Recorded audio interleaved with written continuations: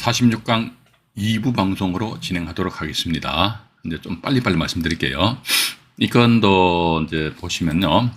토지건물 지분 매각입니다. 2차, 이게 특히 우리가, 뭐 이것도 절대적인 것은 아닙니다만 기일 현황란에 보니까 기일이 변경이 잦은 물건 있잖아요. 이런 경우는 보니까 상대적으로, 절대적은 아닙니다. 상대적으로 경매 취하의 가능성이 높더라. 이 기일 변경되는 것도요. 채무자가 채권자한테 가서 엄청 아쉬운 소리 해야 됩니다. 어떤 아쉬운 소리니까 나 있잖아. 돈 3억 원인데 이게 내가 갚을 테니까 이번 기일 한 번만 연기해줘 봐봐. 또 안 되잖아. 안 되니까 또 여기 법원에서 이 날짜 기일 잡으면요. 그 전에 며칠 전에 또 가서 다 빌고 하다 보면 또 기일 연기서는요. 이게 채권자가 작성해줘야 됩니다. 이런 식으로 해서 채무자가 말이야 이 물건에 대해서 변경이 3번 됐다는 것은 그만큼 이 물건에 대한 미련을 가지고 있는 거 아닙니까? 요거 봐라. 그럼 내가 확 낙찰받게 되면 이거 봐가지고 이게 이 경매 취하 폴이 분명히 들어올 수 있겠구나 해가지고 이날짜 단독으로 들어가셔가지고 누가 1억 8,390만 원에 이제 이것도 92% 상당히 높게 써버리셨네. 그죠?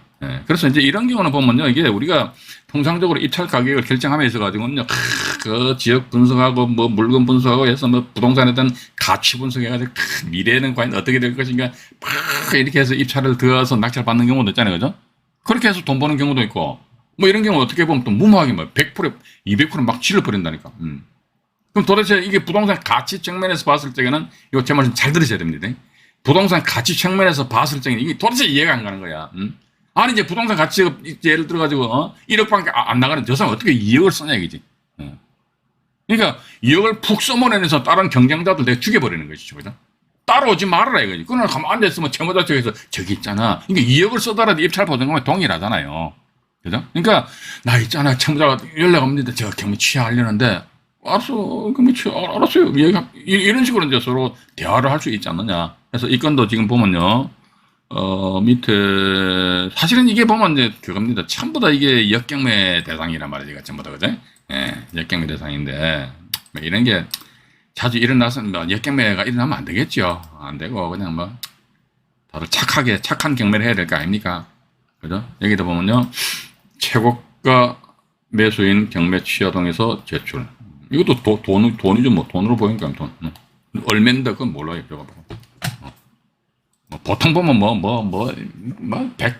100만 원도 이야기하고 200만 원도 이야기하고 300만 원도 이야기하고 그래. 근데 통상적으로 강제경매 같은 경우 있잖아요. 제가 아까 일부 방송에서 말씀드렸는데 이것도 강제경매잖아요. 그죠?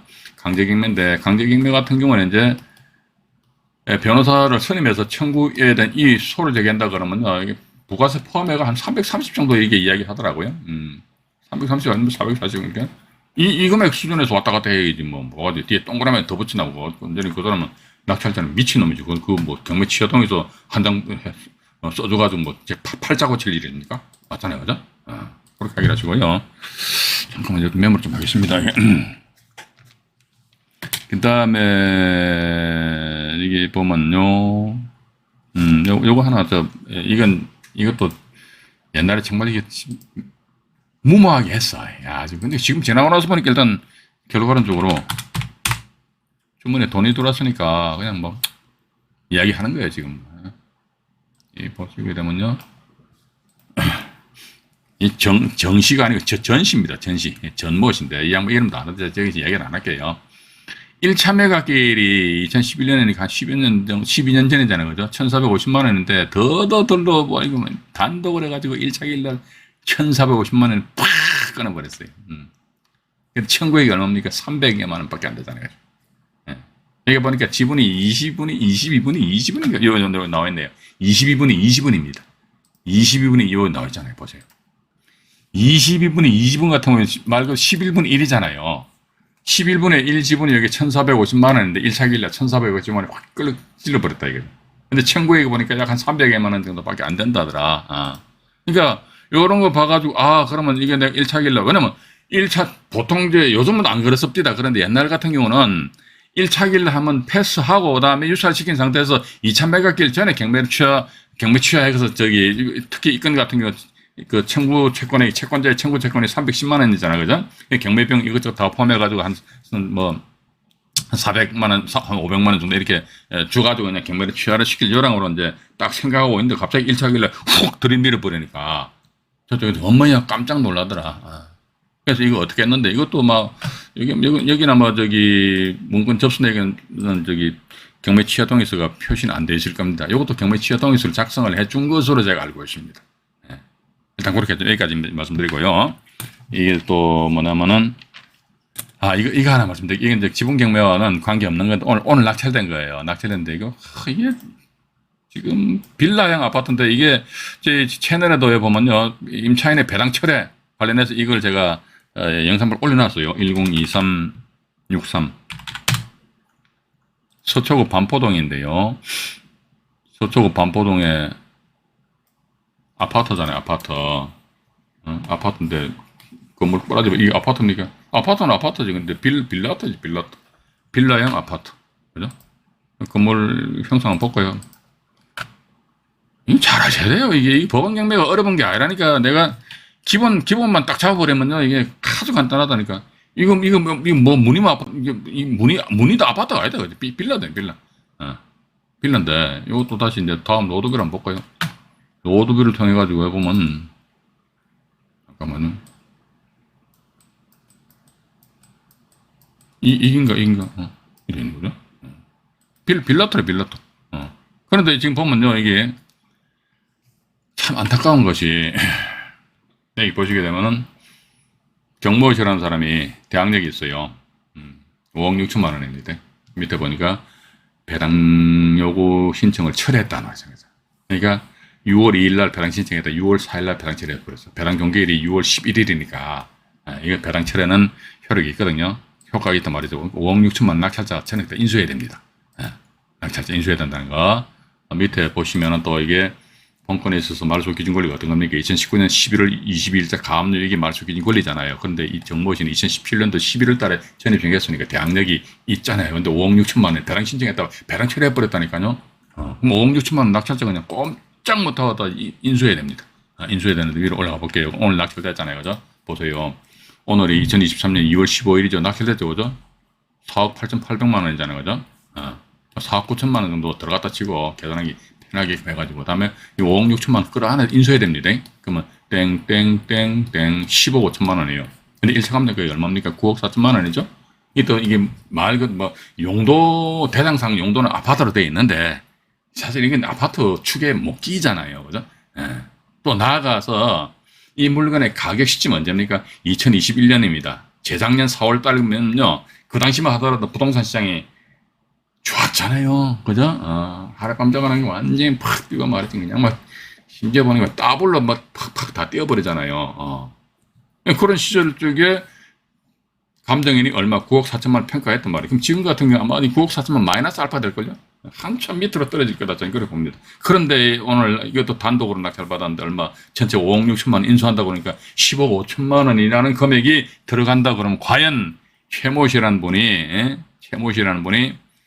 뭡니까 대금 납부할 것인지 그게 좀 심히 의심스럽다라는 그런 말씀을 드려보면서요. 이게 보시게 되면요. 낙찰자가 보니까 양반도 용 많이 쓰셨네. 최고가 매수 신고인 매가 허가에 대한 이의 제기하면 뭐 어쩔 건데 지가 잘못했는데 그죠? 지가 잘못했잖아요. 봐가지고 이게 지금 보시게 되면요. 전 낙찰자는요. 이 양반 더 했다니까 봐가지고 6억 3천만 썼잖아요. 6억 3천만 원입니다. 5억 6천만 원. 우리 이런 게 경매 어렵습니까? 이게 어려운 게 아니라니까. 5억 6천만 인수한다는 전제하면 뭡니까? 땡땡땡 9회에 11억 9천만 원 내버리잖아요. 세상에 9억 4천만 원짜리 빌라형 아파트란 말이지 11억 9천만 원에 주고 사는 그런 얼빠진 사람 어딨냐 이거지. 그죠? 또 나아가서 우리 보자 이거죠. 뭐냐면 이게 배당 요구했다가 배당 철회한 게 언제입니까? 2021년 6월 4일이죠. 2021년 6월 4일이잖아요. 그죠? 날짜 기억하시기 바랍니다. 2021년 6월 4일입니다. 2021년 6월 4일인데 이분은 2021년 6월 4일 날 배당 철회했는데 이 양반 언제 입찰했어요? 2022년 8월 달에. 이 양반 입찰을 당시보다 1년하고도 2개월 전에 이미 대항력 있는 임차인이 5억 6천만 원짜리잖아요. 그죠? 이 사람이 배당 철회를 해버렸다 이거죠. 배당 철회인데 자기는 이 날짜 최저 가격인 6억 160만 원 여기에 탁 필이 꽂혀가지고 말이지. 얼마를 쓸까? 6억 3천, 내가 옛날에 3자를 줘야 되니까 6억 3천만, 33만 3천 원을 쓸까? 그죠? 이런 식으로 해야 하면 뭐 할 거냐, 봐가지고. 아무런 의미가 없다. 그렇게 봅니다. 그거 하나 있고요. 이거 지금 당사자들 때 비난하는 게 아닙니다. 우리 경매에 관심 있으신 분들은요, 저는 그렇게 봅니다. 나는 어디에 있는 물건 말이지. 1,000만 원 투자해가지고, 1억을 벌었다. 그런 개소리에 현혹되지 마시고, 나는 경매해가지고 손해봤다. 이런 걸 우리 뭡니까 경매 동호회 카페 이런 데서 많이 봐야 되는데 경매 동호회 카페에서는요 나는 경매 투자해가지고 5천만 원 까먹었어요. 이런 걸 보신 적 있습니까 없습니까? 없잖아요. 쪽팔려서 그럼 못 올리지 뭐. 그죠? 그렇기 때문에 제가 대신 여기서 이렇게 말씀드리는 거예요. 이 양반 같은 경우 얼마짜리 떡 사다 주셨습니까? 어머야 6천만 원짜리 떡이잖아요. 이분은 대금 납부 못 하잖아요. 그죠? 대금 납부 못 하면요 이분은 얼마짜리 떡인지 알아요? 보세요.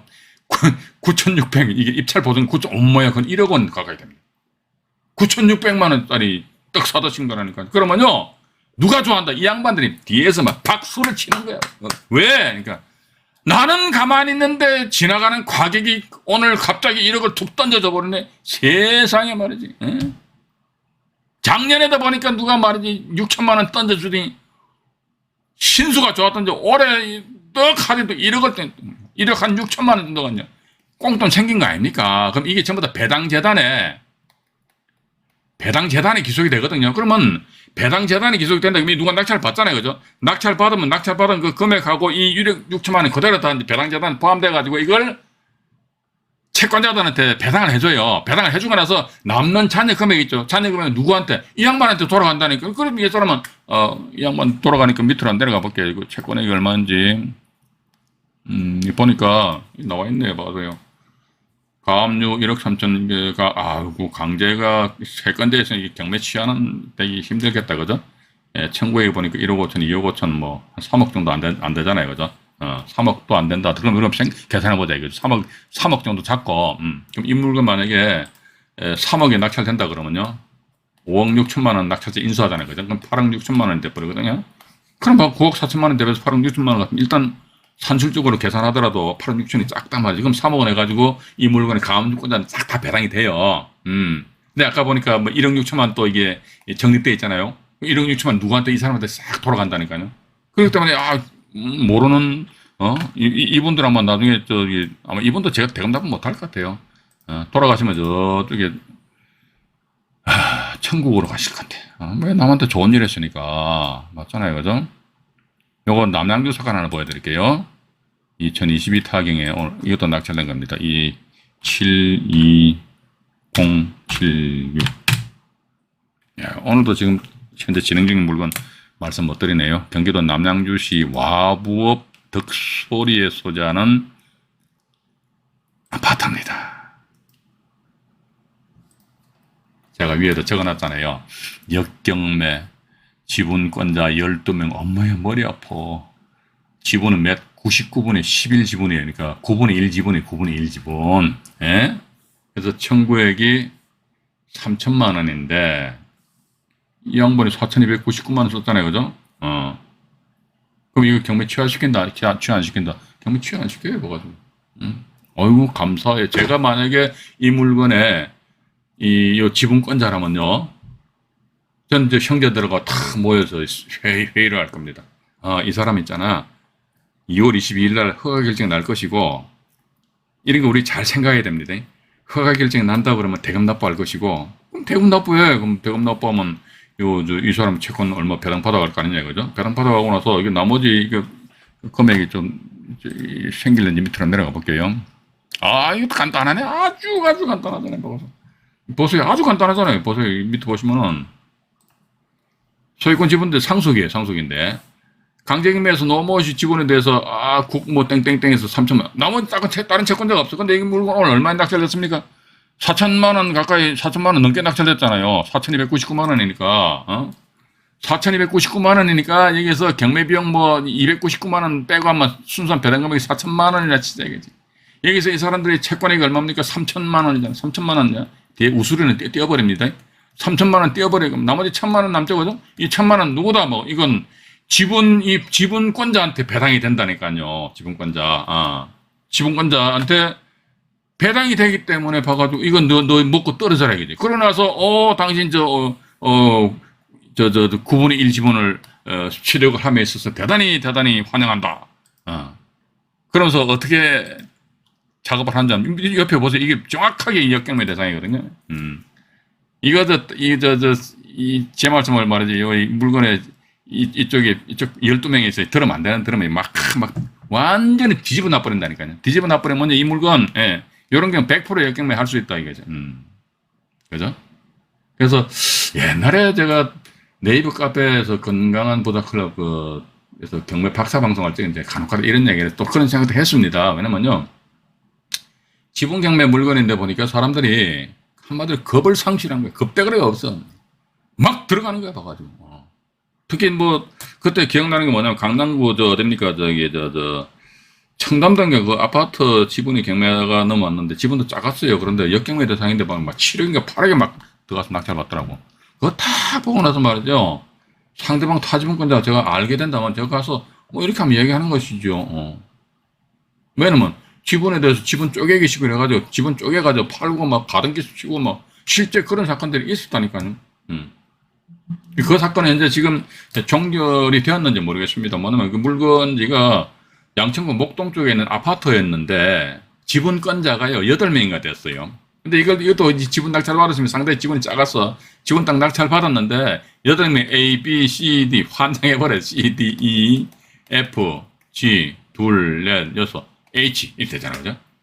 그러니까 막 A 사람이 자기 지분에 대해서 누구한테 팔고 가등기 하니까 또 낙찰을 받은 사람이 가등기 가처분 등기하고 또 이제 B에 대해서 지가 자기 지분에 대해서 팔고 가등기 하니까 또 낙찰자 가등기 이 사람 낙찰자 막 가등기에 대한 가처분 하냐고 씩씩거리는가 봐가지고 또 C가 가등기 해버리니까 또 가등기 가처분하고 우리가 경매 투자 지분 투자해서 하는 목적이 뭡니까? 돈 벌기 위한 것이지 상대방이 가등기 하니까 가등기 가처분해가지고 가등기 전 가짜다 해가지고 말소하라고 이렇게 소송하기 위해서 지분 투자합니까?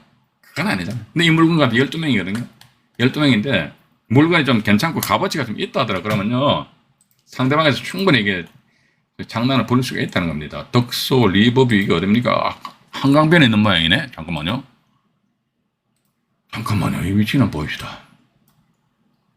오, 한강변에 있네. 덕소역 바로 옆에 있네. 그죠? 여기가 104동이잖아요. 104동이면 103동, 104동이 잠깐만요. 전자지도 한번 볼게요. 104동이 어디가 붙노? 102동, 103동, 104동 또 안 보여. 뒤에 있나? 진짜 이게 찾으려면 갑자기 안 보여요, 봐가지고. 하여튼 이건 방이에요, 이건 방. 예. 강변에 위치해 있다, 그죠? 강변에 위치해 있잖아요, 이렇게.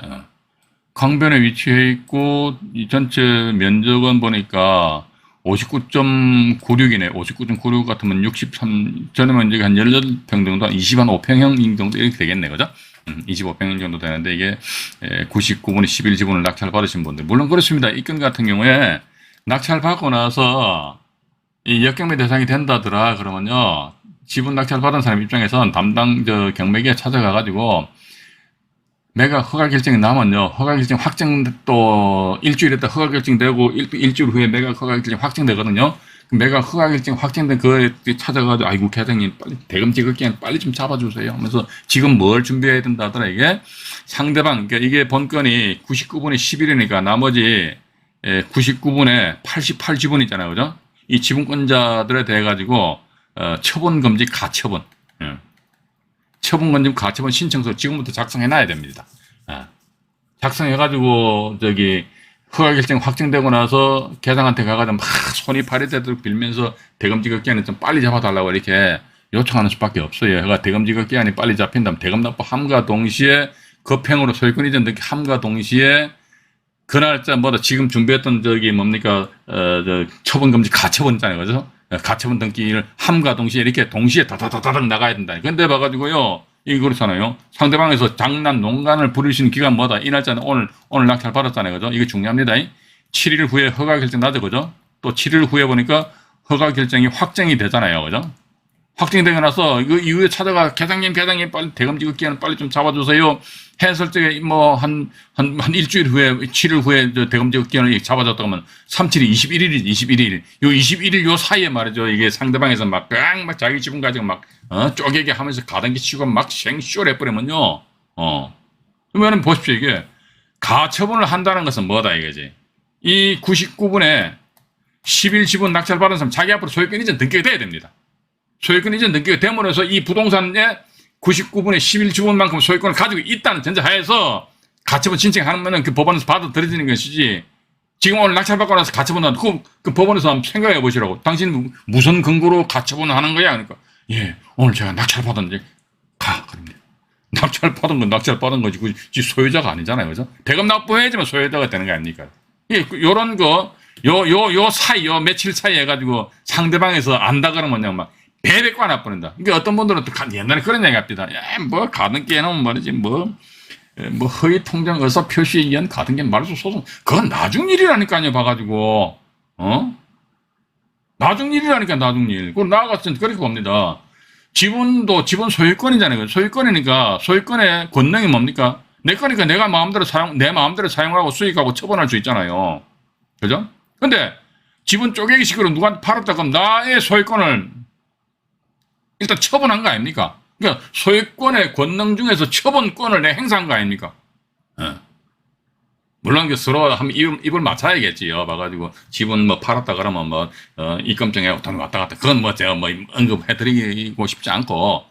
그래서 이제 중요한 것은 그런 게 뭐 허위 통장 의사 표시엔 그게 아니고 우리 경매인 입장에서 봐가지고 이게 혹시 또 이제 한번 생각해 보시라고. 이게 12명이에요, 12명. 소송 당사자가 12명입니다. 만약 이게 순풍에 돛단 대신 그냥 배가 슉슉 나간다면 참 좋아요. 근데 안 돼. 이도저도 안 되니까 지분 파시오. 지분 팔아. 같이 삽시다. 안 되니까 뭐 어떡한다 이게. 결국은 소송으로 들어가야 될 거 아닙니까? 그죠? 소송으로 들어간다 그러면요. 12명한테 전부 다 변론기일 수환장이 다 송달돼야 된다니까. 그런데 봐가지고 안 받아. 송달 안 받아버려 봐가지고.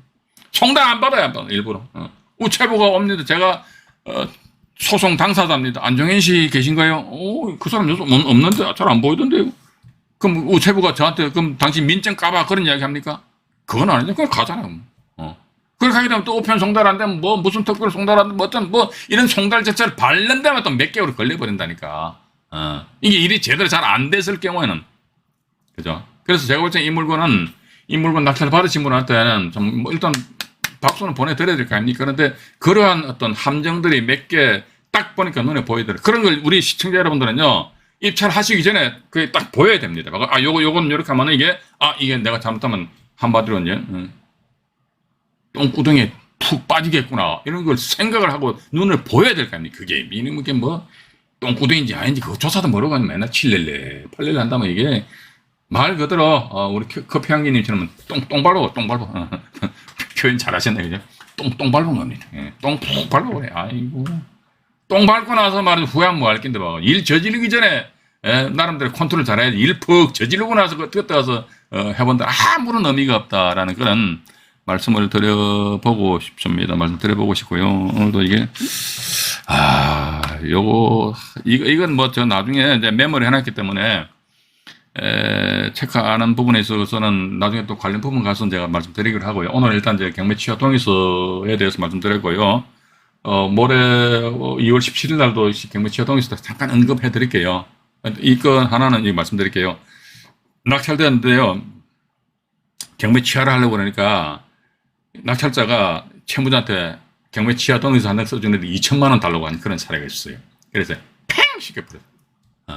2천만 원 고소하고 이런 땡이 한 푼도 못 받고 그냥 물론 이제 입찰 보증금이 법원에 보관되어 있었으니까 보관금 이자는 조금 나오겠지요. 근데 그 이자 땀을 낳고 경매하는 건 아니겠지요. 맞잖아요, 그죠? 이 욕심 부리면 안 되겠지요.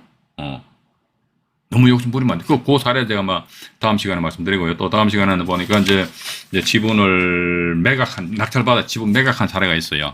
어떤 경우는 따닥 해가 오늘 내가 대금 납부하면서 오늘 상대방 같은 경우에는 넘긴 사례가 있다는 거죠. 그런 사례라는 말씀드리고 또 현재 진행 중인 그 지분경매 물건이 상당히 많이 있더라고요. 말씀드리고 어쨌든 지분경매에 대해서 앞으로 우리 시청자 여러분들에게 드릴 말씀이 대단히 많다라는 그런 말씀드리고 오늘 여기까지 방송을 진행하도록 하겠습니다.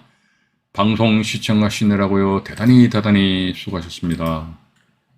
편안한 밤 되시기 바라겠습니다. 네. 이상 안정인의 말씀드렸습니다. 네, 고맙습니다.